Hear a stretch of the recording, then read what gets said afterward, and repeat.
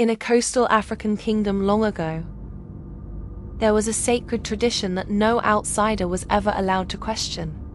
Every 12 years, the village gathered for the festival of the OROKO Mask, a mysterious celebration where a single masked figure appeared at midnight and danced through the village without speaking a word.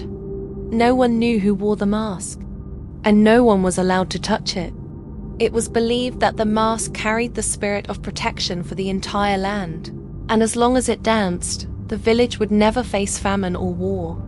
But there was one rule spoken in whispers.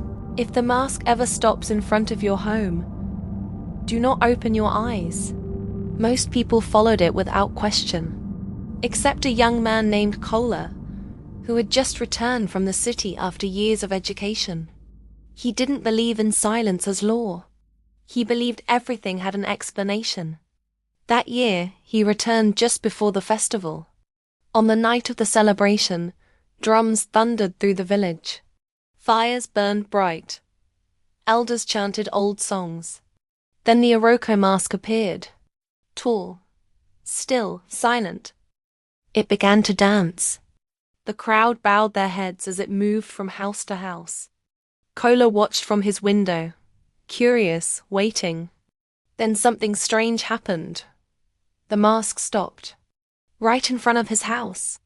The drumming faded slightly. The air grew cold. And slowly, the masked figure turned toward his window. Kola felt a pressure in his chest, like something was calling him by name. But instead of looking away, he stared back and smiled. Outside, the mask lifted one hand and pointed directly at him.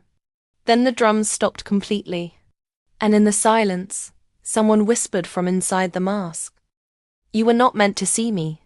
Kola's lantern went out, and the window shattered.